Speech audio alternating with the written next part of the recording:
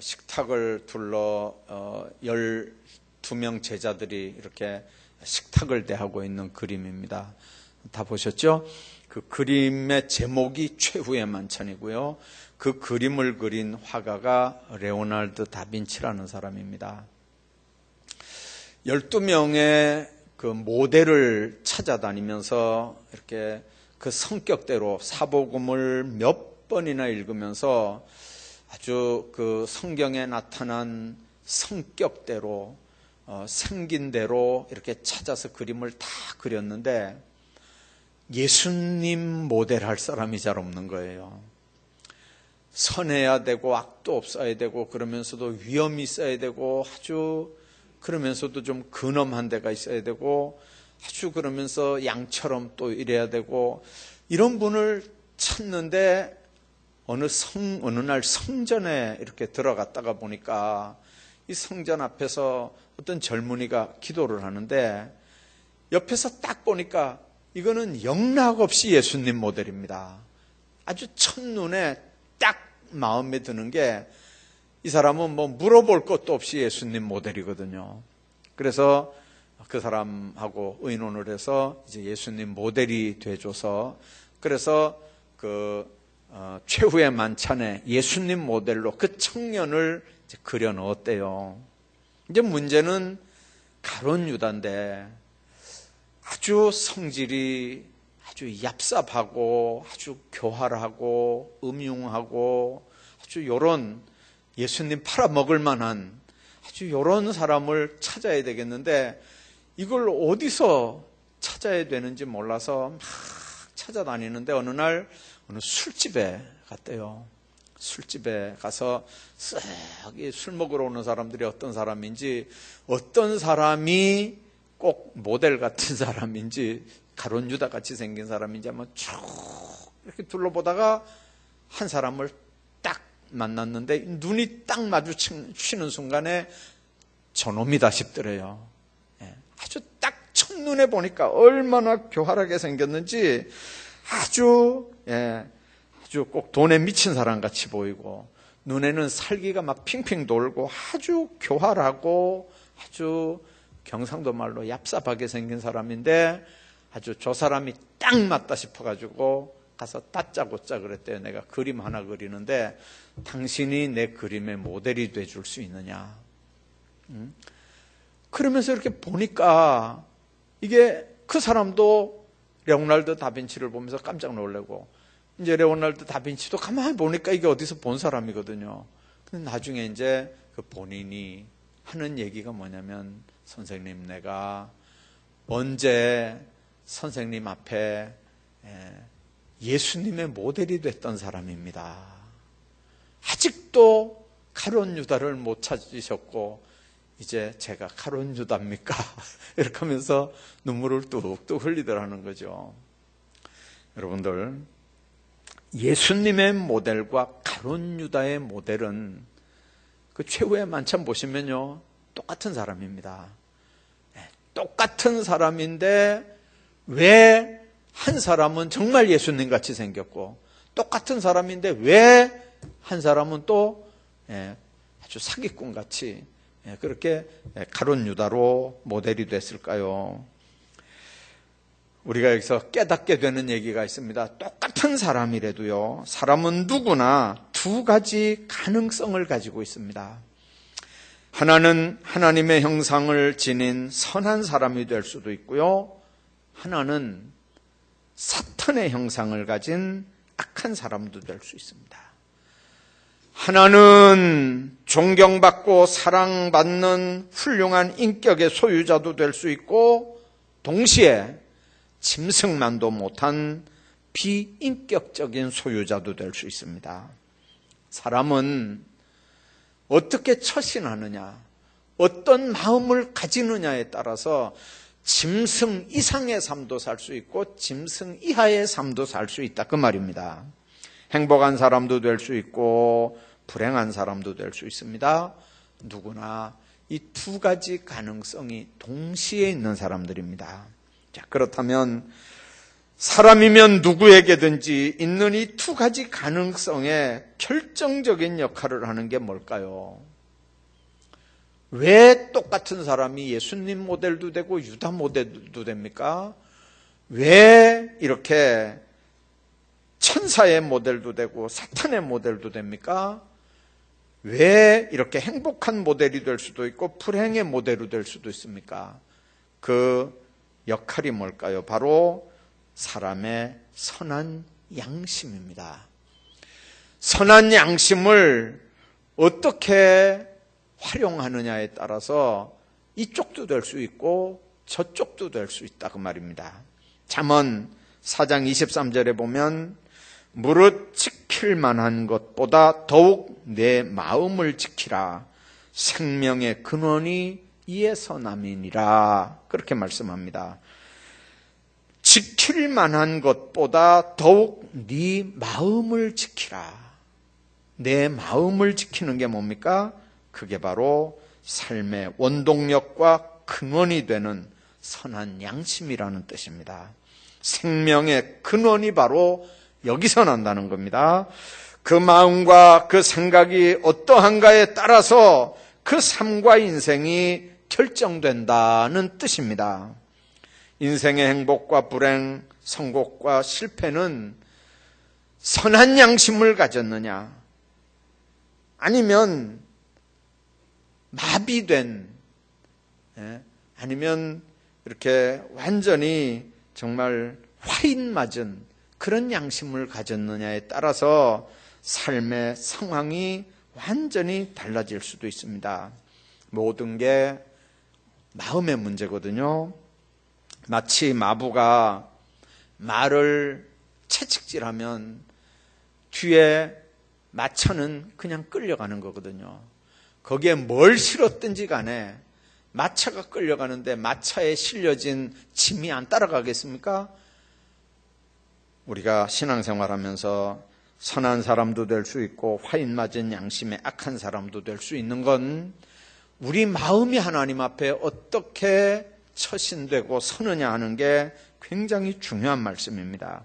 그래서 오늘 본문 18절에 보면 예수님께서 하늘 보좌를 버리고 육신을 입고 이 땅에 오신 이유를 뭐라고 말씀하냐면 사람을 하나님 앞으로 인도하기 위하여 그렇게 말씀합니다. 여러분과 저는 예수님 때문에 주님께서 우리를 하나님께로 인도하려고 하는 그 목적 때문에 하늘 보좌를 버리고 오신 그 예수님 때문에 우리가 주님 앞에 나올 수 있게 됐거든요. 원래 우리는 죄 때문에 양심이 화인 맞았던 사람들입니다.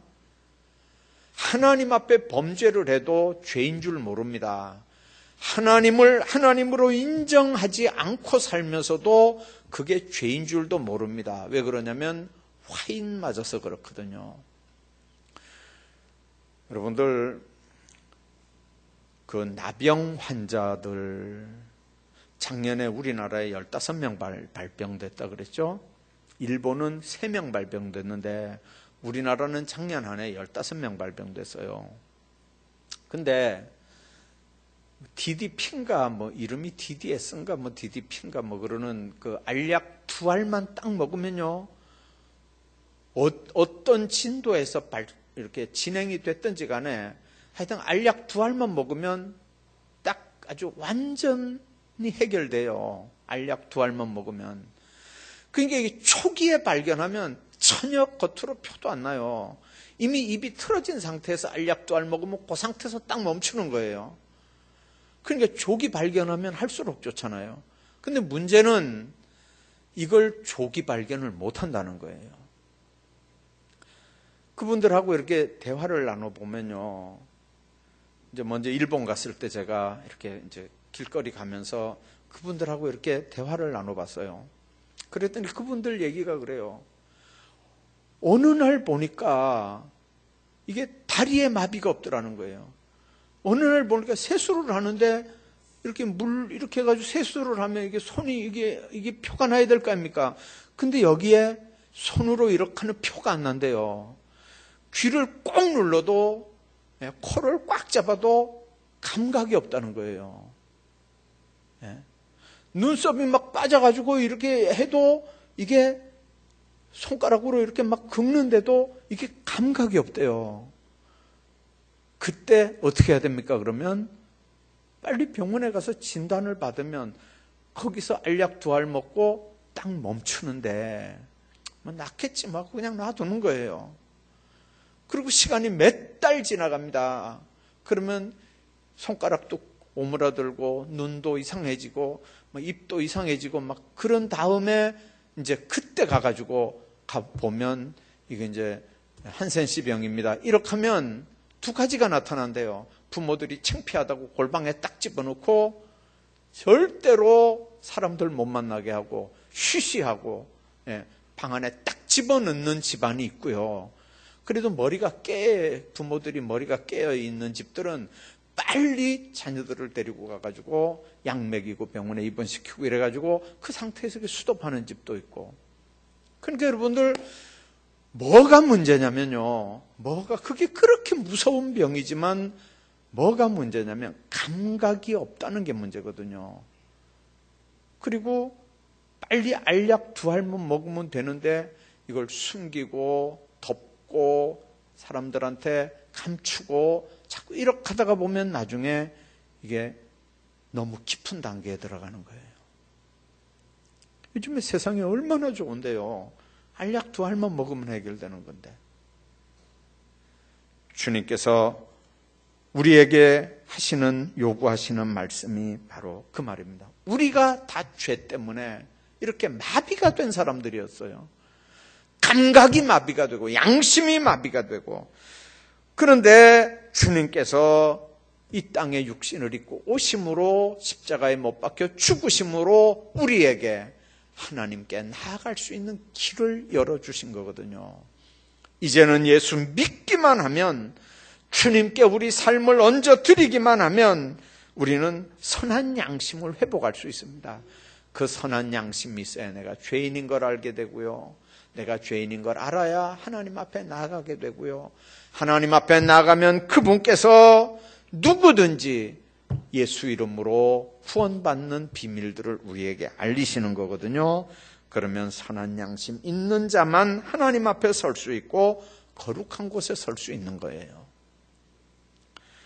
늘 얘기하죠. 예수 믿는 사람들, 예수 안 믿는 사람이라 할지라도 죄를 범해서 지옥 가고 마귀 백성 되는 게 아니라고요. 뭐 때문에 마귀 백성 되고 지옥 간다고요? 회개하지 않아서 지옥 가고 마귀 백성 되는 거예요. 죄를 범해서가 아니고 범한 죄를 회개하지 못하고 끌어안고 있어서 문제가 되는 거거든요. 근데 그걸 죄로 알게 하는 게 성령의 역사고, 영적으로 화인 맞은 양심이면 성령께서 역사하지 못하잖아요. 그러니까 문제가 깊어지는 겁니다. 세상 풍조가 나날이 바뀌어 갈려도 우리 믿는 사람들이 선한 양심을 지키면서 하나님의 얼굴을 구해야 되는 이유가 바로 그렇습니다.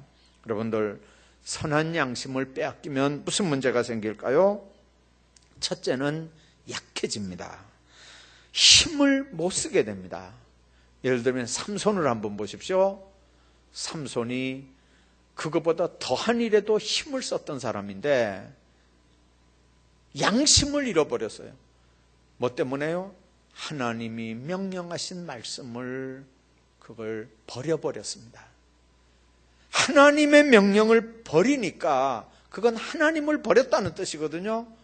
그러니까 머리를 밀게 되고, 머리가 밀리면 나시린은 나시린 아니거든요. 그러면 힘이 빠져나가는 거죠. 그전처럼 힘이 있을 거라고 생각하는 게 착각이란 말이에요. 예수 믿는 사람들의 힘, 선한 양심 때문에 있는 거예요. 왜 담대할 수 있습니까? 정치하는 사람들 보세요. 얼마나 요즘에 담대한 사람 한두 명 얼굴 보이대요, 뉴스에. 진짜 담대하대요. 왜 담대합니까? 양심에 가책되는 일이 없잖아요. 양심에 걸리는 일이 없잖아요. 예. 시원시원하더라고요, 보니까요. 예. 여러분들, 그 힘이 어디서 나오는 겁니까? 선한 양심 때문에 나오는 거예요. 자기가 해먹었으면 누구 보고 뭐라 그러겠어요? 자기가 기득권이 있으면 누구 보고 뭐라 그러겠어요? 여러분들, 주님 안에서 왜 약해지냐면 양심의 상처가 되니까 약해지는 거예요. 힘을 못 쓰게 되는 거거든요. 생명의 근원인 믿음을 빼앗겨서 그렇습니다. 사람이 사는 힘의 모든 근원이 바로 이 선한 양심에 있다는 걸 여러분들 믿으시기 바랍니다. 뿐만 아니라 선한 양심을 뺏기면 이건 죄의 종이 되고, 죄의 종이 된다는 말은 마귀의 종이 된다는 뜻입니다. 사탄이 끌면 끄는 대로 끌려다닙니다.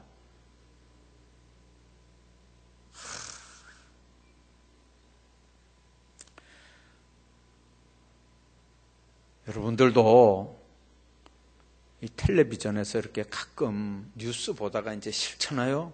그러면 뭘 보시냐면 이렇게 드라마 보고 울고 그러지 말고, 그 드라마 보지 말고 낚시 방송을 보세요. 낚시 방송.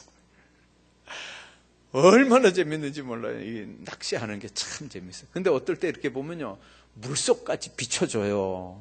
그래서 고기들이 이렇게 물속으로 다니다가 덥석 미끼를 먹는 고기는 잘 없어요.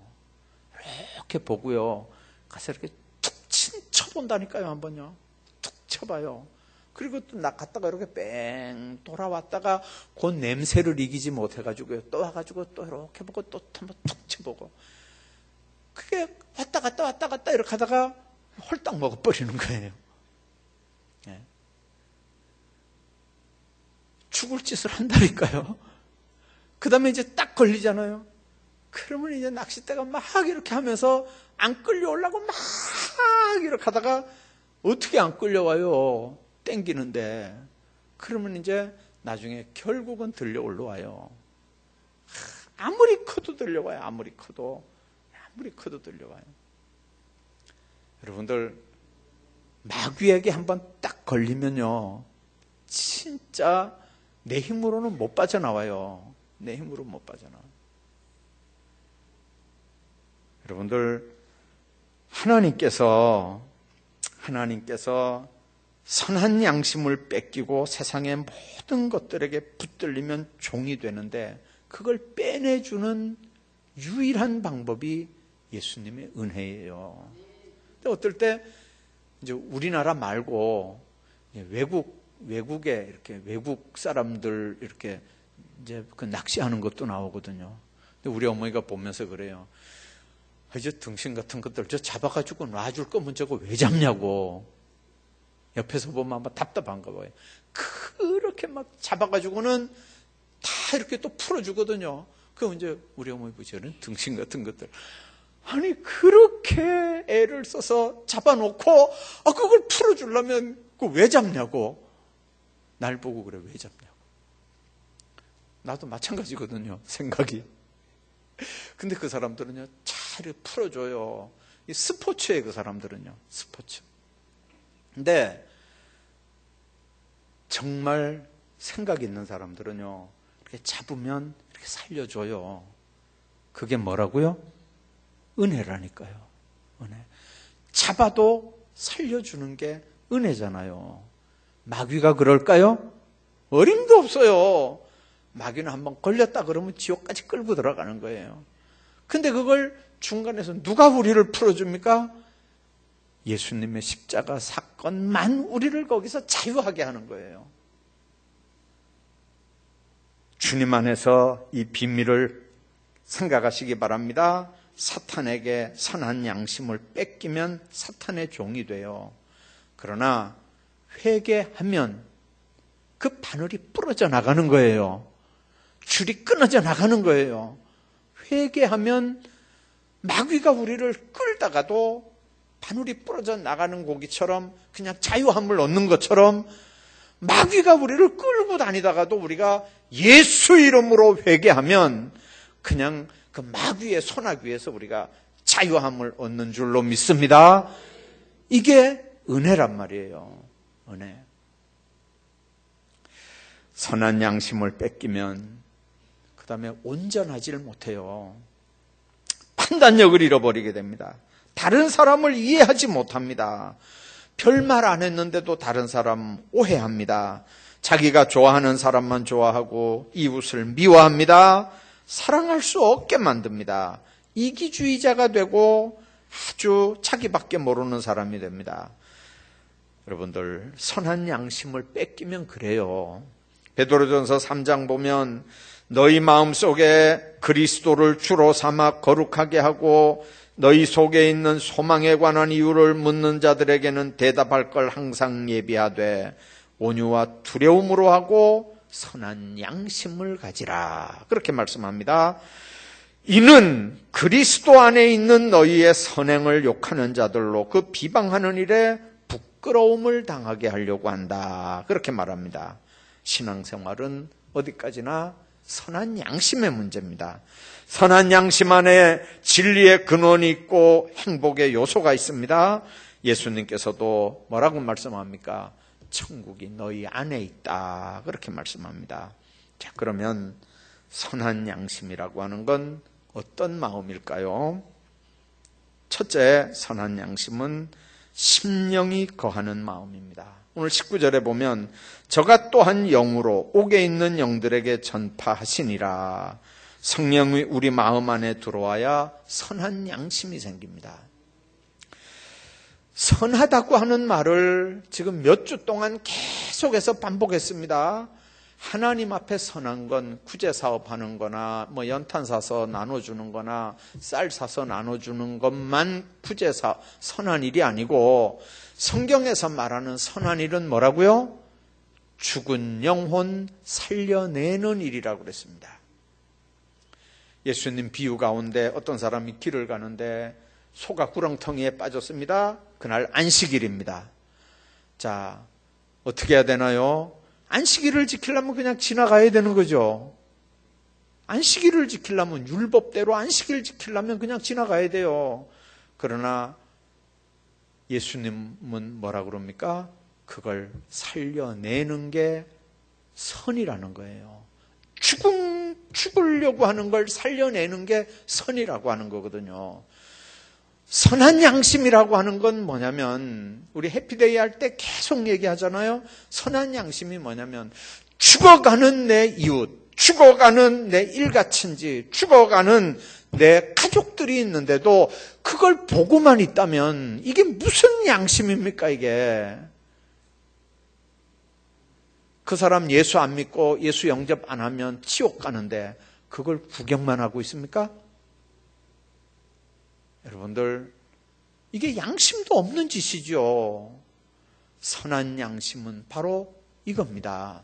내가 건져내지 않으면 저 영혼 죽는데, 그러니까 내가 힘들어도 물질적으로 희생이 돼도 인간적으로 조롱받고 멸시천대 받아도 사람들에게 손가락질 받아도 여러 가지 손해보는 일이 생겨도 그러나 한 영혼 살리는 일, 이게 하나님 앞에 선한 일인 줄로 믿습니다.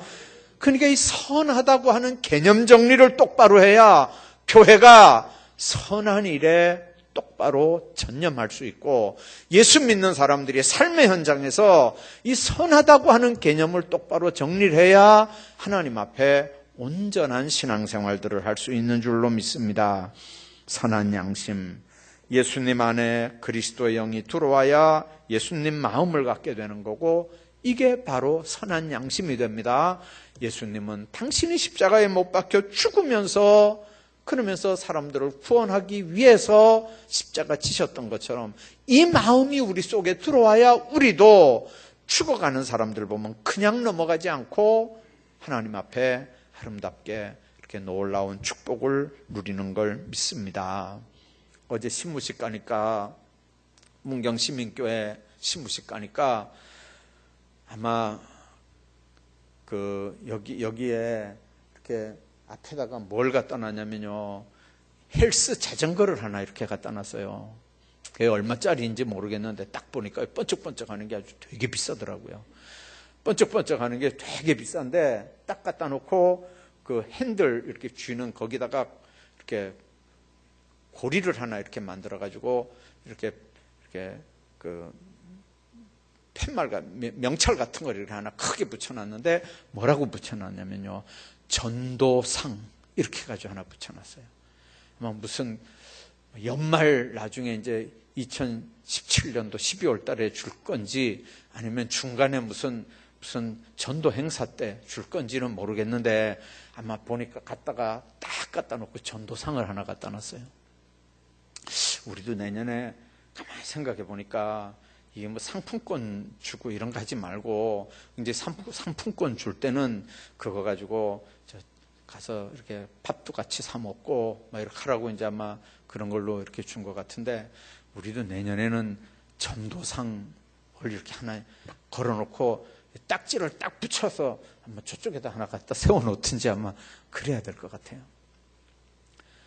여러분들, 교회가 주는 전도상은 그냥 그저 우리가 전도해야 된다고 하는 경각심을 주기 위한 행사의 하나 방법일 수밖에 없지만, 여러분들 그거 안 받거나 전도 안 하겠다, 여러분들 그러면 될까요? 우리 교회 그런 사람들 있잖아요. 있다니까. 기침해가 될 일이 아니고, 에이구 그런 거 안 받거나 전도 안 하겠다 이런 사람 있다니까. 여러분들 얼마나 답답한지 몰라요. 그게 뭐하고 똑같냐면요, 지금 여러분들 눈에 보이는 건 그게 이 땅에서 받는 상급의 단 줄 믿으면 큰 오산이에요. 나중에 하나님 나라 가보면요, 그 영혼 한 사람 한 사람 주님께로 돌아오게 한 그 영혼 한 사람 한 사람이 바로 하나님 나라 가면 면류관이고, 주님께로 돌아오게 한 그 사람들은요 별과 같이 빛난다는 거예요. 여러분들 얼마 어떨 때 이렇게 보면요, 나를 전도한 분이 아무개입니다 이렇게 하는 얘기를 제가 가끔 들어요.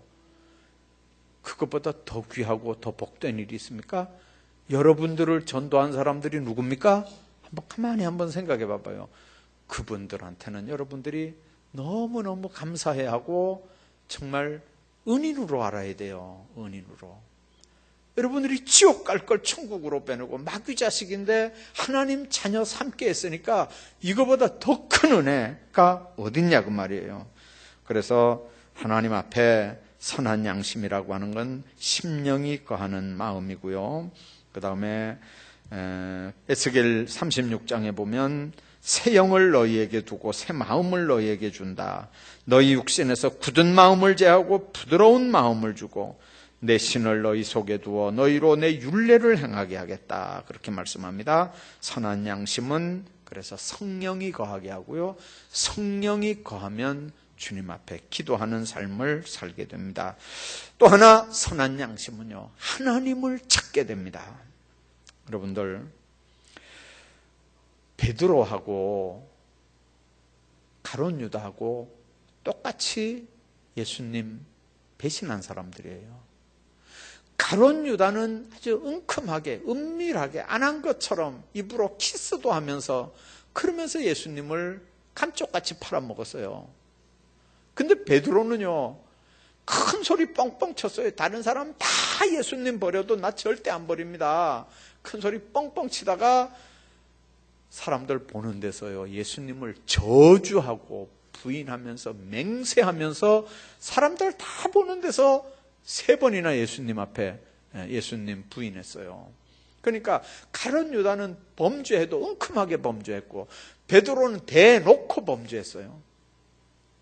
성령께서 똑같이 감동하니까 두 사람 다 양심의 가책을 받았습니다. 근데 보세요, 가룟 유다는 그 양심의 가책을 받으니까 어떻게 했습니까? 받은 돈을 가지고 성전고에다 도로 집어넣고 그리고 나가서 목을 매서 자살을 했어요. 얼마나 선한 양심, 착한 양심을 가진 사람이죠. 그죠? 가책이 되니까 양심에 가책이 되니까 자기 선생님을 팔아먹었다는 생각을 하니까 나중에 정신 차리고 나니까 자기가 너무 끔찍한 짓을 한 거예요. 그러니까 어떻게 해요? 양심에 너무 가책이 되니까 돈 갖다 성전에 던져버리고 그리고 가서 자살을 해버렸잖아요. 얼마나 양심적인 사람이에요. 그런데 베드로 봐봐요.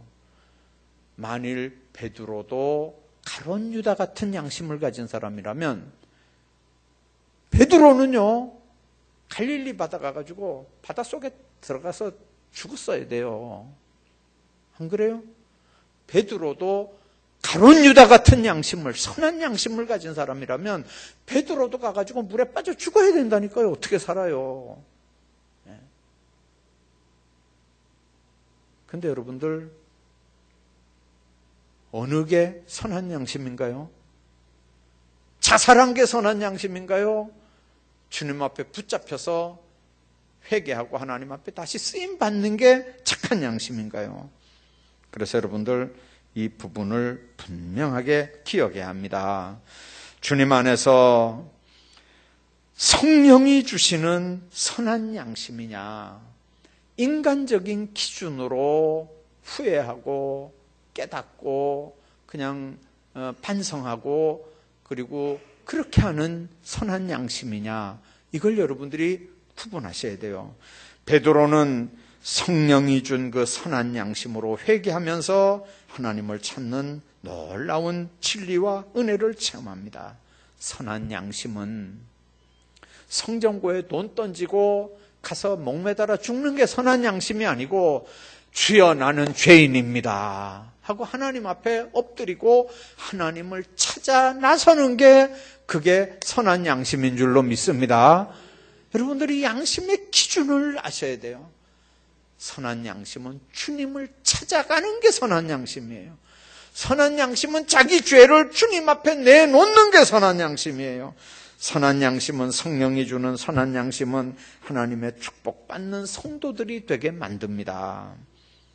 여러분들 오늘 베드로전서 4장에서 베드로는 노아를 소개하면서 성령이 주신 선한 양심으로 하나님을 찾는 믿음을 지키면서 하나님의 심판에서 구원받는 사람이 노아와 그 가족 8명밖에 없었다는 얘기를 합니다.